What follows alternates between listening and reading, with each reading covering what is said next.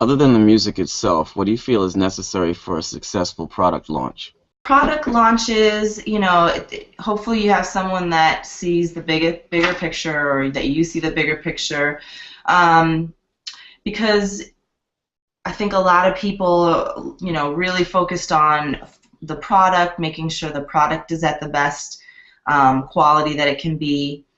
And then there's this whole other side of it is of when you're supposed to be making money with the product. So I think for engineers, they might not have to worry about the final product, how it's going to look, but there definitely should be in on how the sound is supposed to be.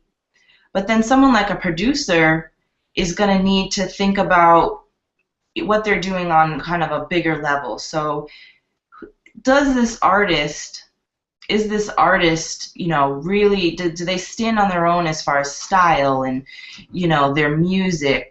And this one song we did together, or this EP we did together, what's the plan for the live performances? What's the plan for the cover art? And so someone like a producer, and even if the artist is the producer, they're going to need to have contacts of graphic artists or photographers, stylists, and really be able to see their whole plan of whatever the product is supposed to be, and really kind of step out the plan and get the right people to help out with the plan. Because it's a lot more than just having certain plugins, and because it's what happens after you're finished, after you send it to mastering. And then, hopefully you've already figured out who you're going to distribute with. You're working on the cover art. You're on all the social networks that are important for your audience, because you have to figure out who is your audience, where are they, and do you already have their attention, or do you need to get their attention? How do you get their attention? So, it makes it, I think, very tough for musicians and artists, because there is that whole other visual aspect to it, to entertainment, that fans want. They really want the visual side of it, or even the live experience of it. So, but once you figure out the product and you figure out where to launch it, and just the different people that you need to make it happen, and figuring out what do your fans want, and hopefully the artist is really into fans and talking to their fans and figuring out how to stay connected to their fans. I think because that's kind of what producers are looking for out there, is the artists that really already stand for their art, know who their audience is, knows how to connect to their audience, and their audience wants their art. I think that's pretty much who producers are trying to look for. So artists, when you're looking for people to be on your team or to believe in you, you have to believe in yourself. You have to be able to live up to your own expectations and then other people's expectations. And so I think it's, definitely up to the artists and producers. So the people that are supposed to be leading the whole process, it's up to them to come up with the big picture, the plan, and how the visuals are going to look and how it's going to be perceived. And then when you have that kind of plan, because it's all about how to get to your audience, because you worked so hard on making sure the content, the music is great at the best it can be, but it's also about getting it out to the fans that want it. I think there also needs to be some kind of artist development or potentially ghostwriting, because at this point in time, you'll have somebody that gets released as an artist, and then you go to their Twitter account and it's straight garbage. It's like, Mm. oh, I was eating a peanut butter sandwich. Oh, I ate a jelly sandwich. It's like nobody cares. Can we get some better content than this? Right. So yeah, I think that whoever the artist is has to know what their brand is, and they have to stick with their brand. So yeah, like you're saying, it has to match up. So if it's a country music star, then certain things, probably wouldn't, or not a star, but if someone's trying to be, country music or, whatever. And that's the thing, is that a lot of times people do, a lot of times, mostly everyone kind of runs off of stereotypes. So whatever the stereotype of whatever your brand is supposed to be, you kind of have to stick with that. Otherwise, it makes people confused. But I know what you're saying about the artist development, or as someone to say that that's probably not the best thing to Yeah, put out. don't do that. Don't do that. I think that comes down to, do they have management, or do they have a producer? Do they have someone that's kind of in their corner, in the background, that they can listen to? Otherwise. Well, I think that's part of the problem when you don't have management, or at least when you don't have management that actually knows how to manage. I mean, everybody wants to be a manager, everybody wants to be a producer, etc. Everybody wants to be an artist, blah, blah, blah. But that doesn't mean that you're actually getting good advice. Yeah, I think it's definitely goes back to the tools that we're talking about. So being able to have a mentor, and that's the thing, is to have a mentor, they have to want to be a mentor. To be a mentee, you need, the mentor has to want to spend that time with you, which means that you have to even be at a certain caliber for them to even spend any time with you. They have to see you're serious. Otherwise, they're not going to spend time with you, and you're not entitled to anybody's time or money. Nobody's entitled to that.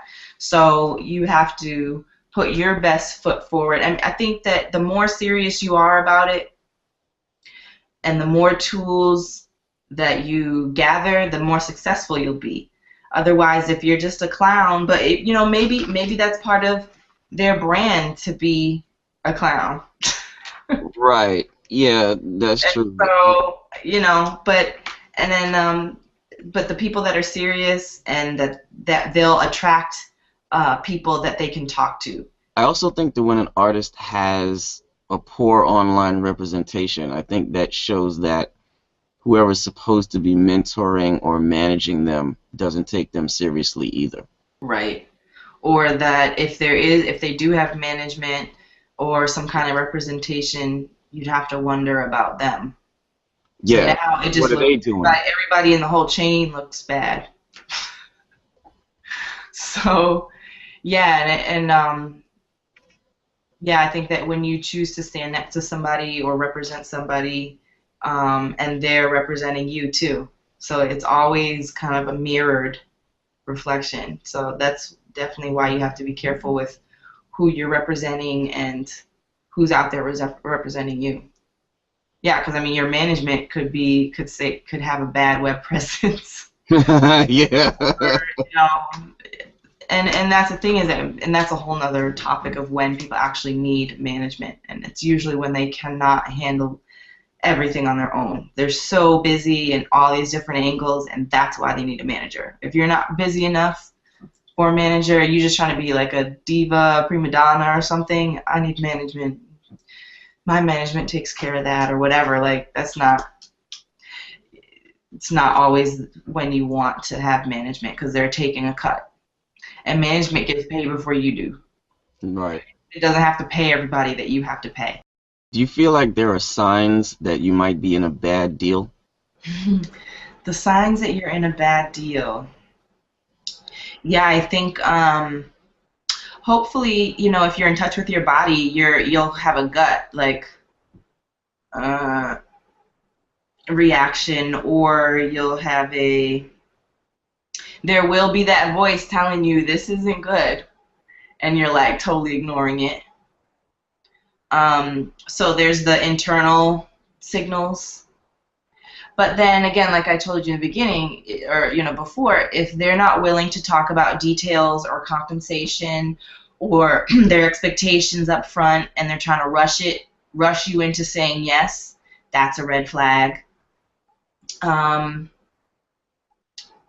If you don't feel comfortable if you've had bad communication or you've agreed to something that you just can't do, it's a bad sign if you can't communicate at all. So you have to look at your position in whatever's going down, because you don't have to say yes. So if you said yes in a deal, yeah, you got to figure out how to either comply and just be done. You just got to, I mean, you do have to ride it out to some point. But yeah, I mean, other signs that it's bad is, yeah, no communication from the client, like they're not communicating either. That's a usual bad sign. And I guess you just have to figure out how to salvage the situation. Speaking of playing your position in the entertainment industry, I've noticed there are a lot of engineers that want to do what they want to do instead of what the artist wants done. Yeah, I think that sometimes the roles can get blurred, and maybe they should be producing. It gets difficult sometimes when an engineer hires you to track vocals, or track the band, or whatever they want you to do, but then there is no one playing the role of producer, or the artist doesn't necessarily know how to produce it themselves. The best way to get from A to Z is the producer is the one that keeps the whole alphabet going. So when there's no one playing that role, sometimes engineers might jump into it. I think that's where friction happens sometimes. If the artist is sometimes artists can be like anti-producer, and then they don't want any input. But in those cases, hopefully you're charging hourly and they can pay you. And you got to know your role, and you can figure out the kind of clients that want your input in the beginning. You can figure out, okay, is this a closed mouth type of session, or do they, because there is no other producer, do I need to semi-slide into that role a little bit? And if you look at yourself as, I can lead, I can produce a song, I can produce an album, I think that I could be actually a really great producer engineer, then you might want to present yourself that way to the artist. That way you can present your opinions in a way that they'll respect them. Because a lot of times musicians or artists, they might not want that input because they're really just trying to get it out of their head. They need you to help them get whatever they're hearing, make it exist here, make it real. So I think that you have to get really good at figuring out what your role that you really want to play, because engineers, for the most part, don't have a lot of input. The input that engineers have is what's coming out the speakers. That's what you're contributing. So if it sounds good, sounds like what they're wanting, that's all you're there for. And they can, they know very quickly if you're doing your job as the engineer. How does it sound? How do they feel? Is their vibe right for making this song? Because it can be the most vulnerable thing for this artist. And that's what people, maybe they're not, bringing into account of musicians and creative people, and just how they are in life. And I'm not putting everyone in a box, because everyone is totally different. And I guess that's kind of what I'm saying. But they'll get to their creative process a little bit differently, or they have to feel comfortable enough to even get there. So your job as an engineer is to make them feel comfortable, get the best performance out of them. And a lot of times it's by saying nothing. It's by doing what you're doing. How it sounds is how you speak. Producing, you have to be out there, you have to be leading, you have to have the resources, and you have to take the responsibility. And that's, I think, what people sometimes, they don't want to take the responsibility. So whether the product came out good or bad, as a producer, it's on you. So if you want to have an opinion, you want to lead the whole process, you want to have control of the process and help the song or album exist in its best form, then you have to behave like a producer. So a producer might not get a whole bunch of money up front, or get to charge hourly like the engineer would. So if you're sliding into this other role, now you have to figure out what your compensation is, but your role has to be very clear at the beginning. And it means that you have resources, like you have studios that you can work at. You have musicians you can hire. You might have your own little rig. You might be able to play all the instruments. You might be able to do all the tracks yourself. So there's different levels, I think, of producers, but I think that the roles of the two, people need to be you have to be very keen on what your role is and just play your role. Know your role and play your role. And how would mixers know whether they were being hired for, quote, their sound or not? I hear that a lot, that they want their opinion of how the song should be to be taken into account. I think that people will get referrals. If you're doing great work and it's out there, you're going to get a referral two different ways. One way, someone told this other artist about their process, how they worked, that they went to that person for their sound. There might be another client that just comes because they heard some other band, some other genre even, and they don't know that you do this, that you make sure you have a certain sound. They might not even know. So the best way to find out is, first of all, I like to ask everyone, how did you hear about Oasis, or how did you hear about me? Or if the first thing they don't say is, hey, I got your number from so-and-so. It's like, oh, well, who's that? Okay, that was such and such client. You're thinking in your head, I charged such and such for this client. I did this for them. I did a great job. We have a great relationship. You're thinking, okay, it came through that channel. And now you're crafting your conversation. And so if you're that mixer that has a sound, you have a process, you better say that up front, and you better be able to work with them if they want to do that, and then decide if you want to work with people if they don't want your special process and all your input or whatever.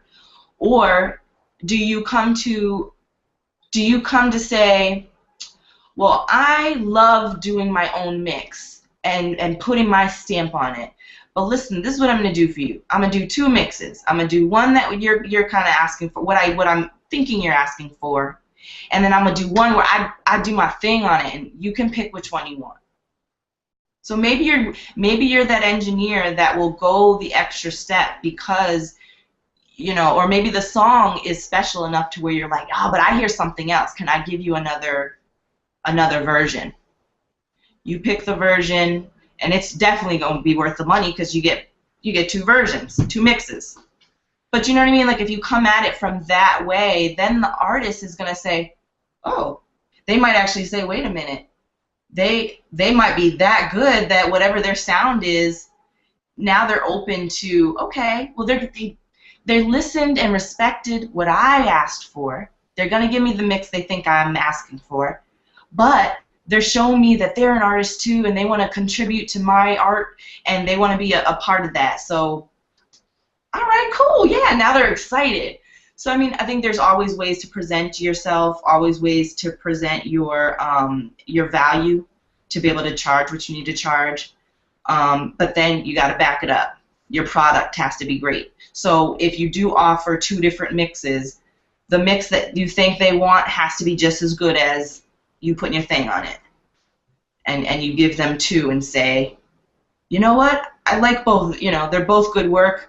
Of course, I like the one that I put my, because it could have effects and delays and on certain instruments that the artist just didn't even think about, and they just created this whole new soundscape that the artist, it just blew their mind, and now they just for real blew their mind because they gave them one that they thought they asked for, and now they gave them the one that was like, whoa, you really do your sound, man, and then that artist tells 10 more. He gave me what I asked for, but then he gave me one that he worked on his own, and it just blew my mind. That's gold. That's platinum. That's, so whatever they paid you, if they're willing to speak you up like that, that's great compensation. Very cool, and that's gold advice too. Actually, Gene does that. Gene gives them a level. He'll give them, sometimes he gives them 3 different choices. So he'll give them, what he thinks the song needs.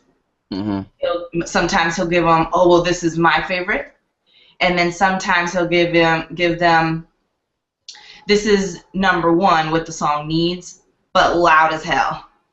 But it kind of changes when anytime a mastering engineer makes it super loud, it's going to change the dynamics. So sometimes he'll give the client that option. Here's what, kind of commercially viable. Here's it commercially viable even louder. And then here's my commercially viable option. It might not be as loud because Gene has great taste and he has great ears. But then sometimes the client will choose his, and sometimes they're just like, oh, it says it's louder, I want that one, it's louder. But then at least in Gene's eyes, he still did the best quality, and it's still acceptable for him, but he knows that client might want it a little crunchy, as they call it, and they want it there, and he pushes it there. So it's definitely, I don't think it's any time for anyone to have a big ego in this industry. I don't think anyone can really say, no, I'm only going to put my mix on it. Yeah, I heard what you said, but nah, this is better here. Like, there is no place for that. And I think those are good ideas to work that extra experimentation time into whatever the budget is. Right. Yeah, so you don't feel like you're working for free or working for nothing.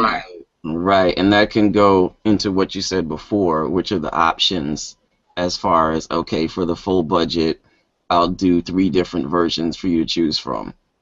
Right, yeah, exactly. That's for the client because clients, it goes both ways. You can't be picky as hell when you can't pay. How about studio ethics? I've heard of people getting fired for taking pictures of clients and putting them on Instagram and whatnot. Yeah, employees, I would say if you're an employee and you have a job in entertainment, it's really about respecting your employer, respecting your position, because I think a lot of states, they don't need a reason to fire you. So don't give them reasons to fire you. And it's also just like you want to make sure that because you represent your employer, you have to put your best foot forward too, and the studio it's only built on trust and vibration, and so your intentions, if they're not good, it's going to mess up the vibe and it's going to mess up the trust. And so I think that if you work from that level, trust and respect, that's how to keep your gig. I know of employees that would have lost their job because they were using the gear at night in the middle of the night and they weren't supposed to, and charging for it. That's called theft. Yeah. Theft of studio time. People don't really, if they see a room full of gear, the value that you place on that as a studio owner is you have to place the value on it. Your employees should know the value of it and really respect it. I think that until you've been an owner of content, an owner of gear, an owner of a studio, a business owner, so if you're incorporated, you just don't have any employees, you're the sole employee. Until you have that, until you understand what that's like, it's going to be hard to respect and gain trust, and because you probably just act ignorant and young. And hopefully it's just young people doing that, because after a point, you figure out, wow, this is no joke.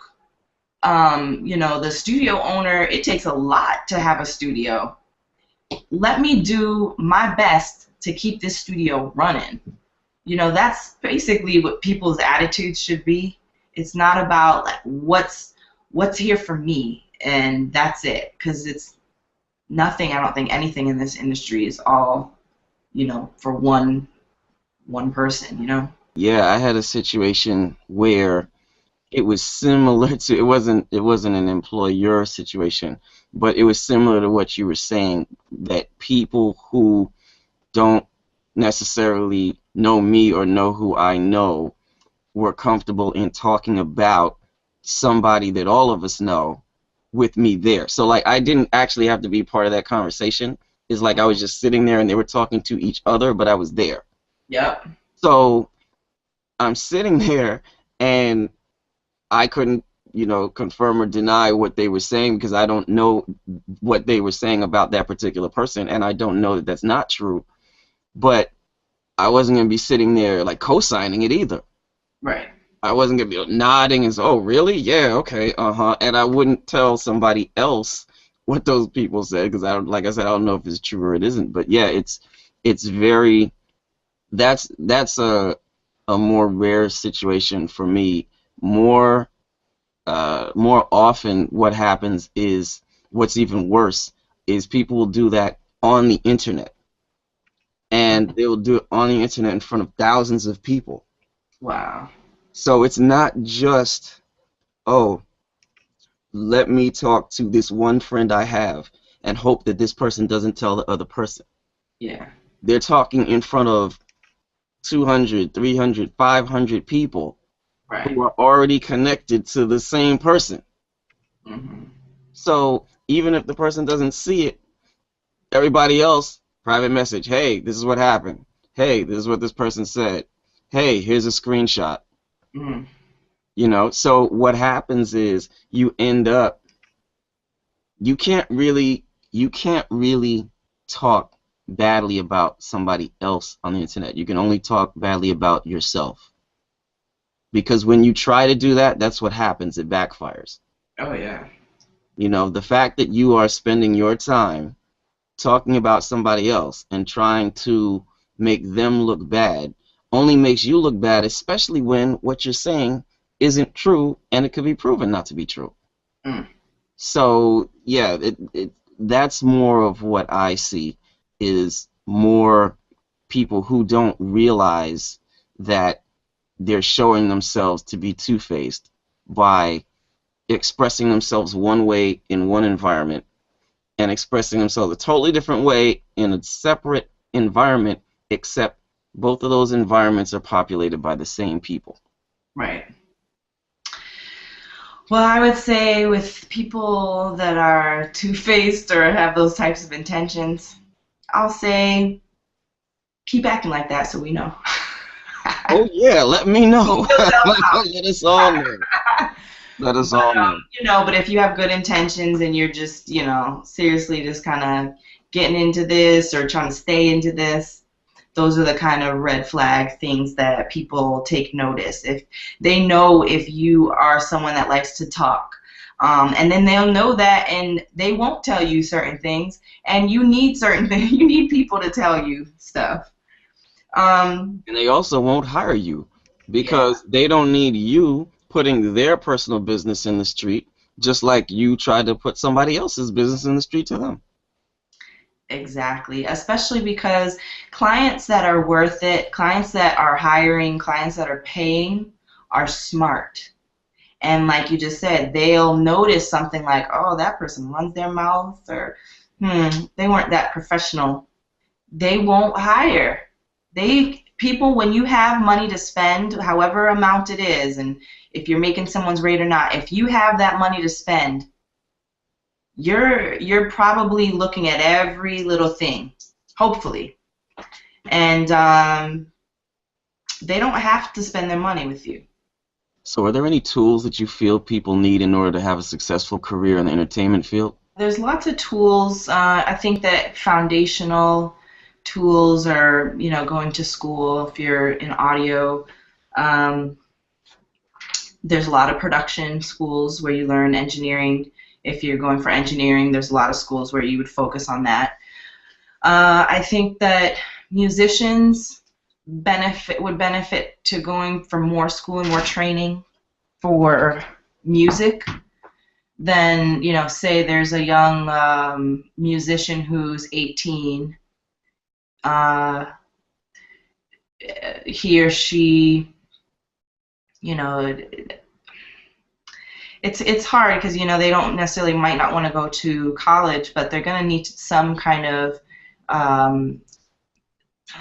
higher education, and you're really going to need a couple years of life experience to even feel like you have a foot, that you've got a foot in this.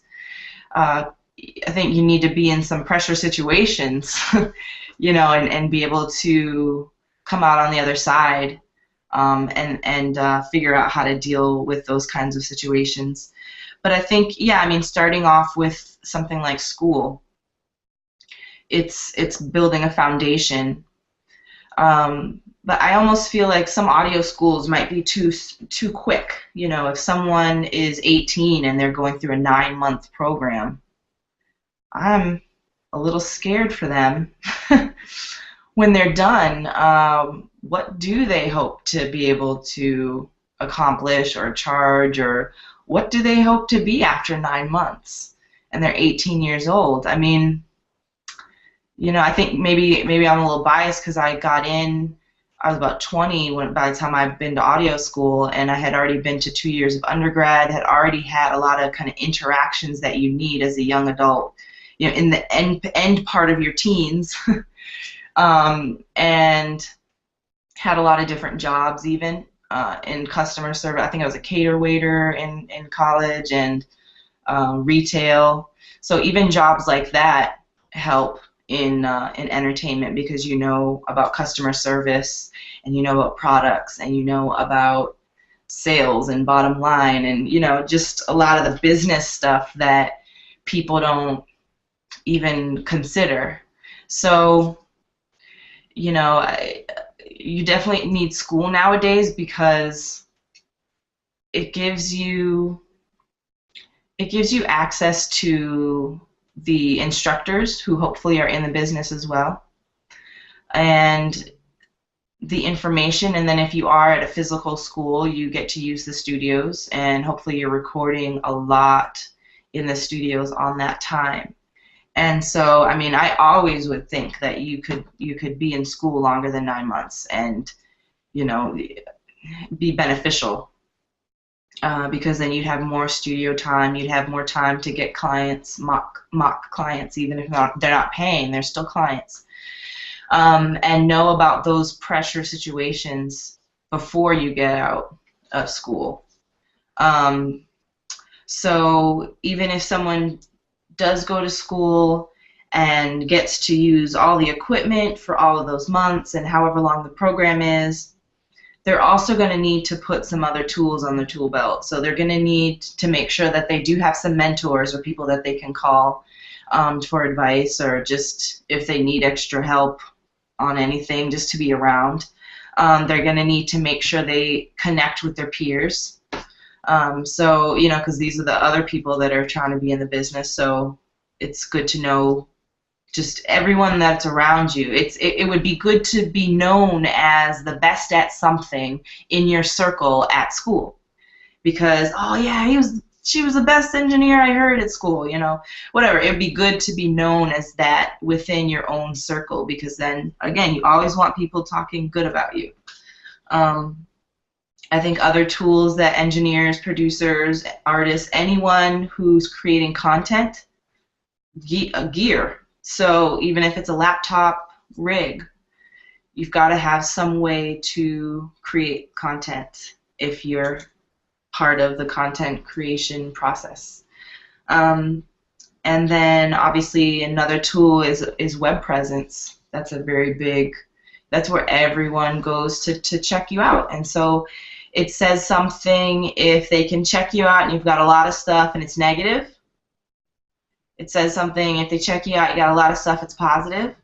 And it says something, if they check you out, and nothing comes up. So that's a really important tool, and there's a lot of free tools out there on the web.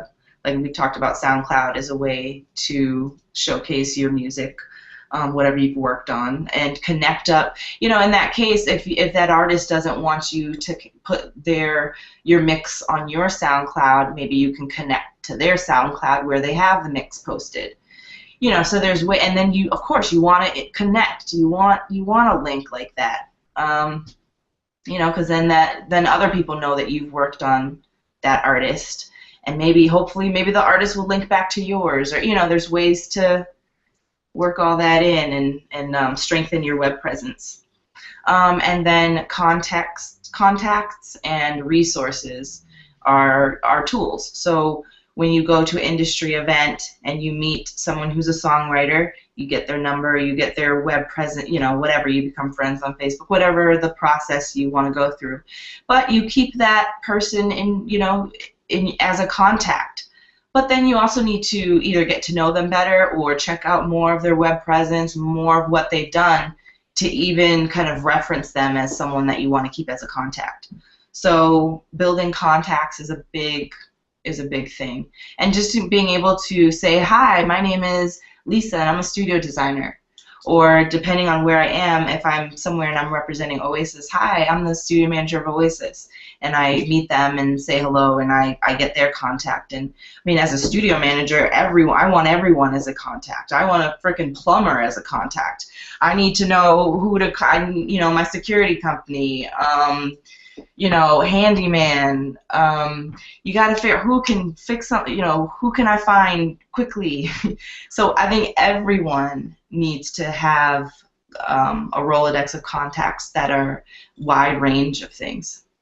Yeah, that's a very good point about the extra. You wouldn't think about something like that, going to an event and meeting a plumber. I mean, because you're thinking, oh, well, I just have to have my computer running and I'm good, but you might need a computer tech or something. Right. So everyone you meet is, to look up who you meet, get to know them better, or at least look at their web presence and see if, you keep in contact with them. Okay, so that was great. Thank you very much for a great conversation, Lisa. Thanks for having me, Bill. You're welcome. And where can people go online to find out more about Oasis? Our website, oasismastering.com, and we're on Facebook and Twitter. And you can check out our engineer, Gene Grimaldi. Sounds good. So appreciate it again, and we'll catch up soon. Thank you.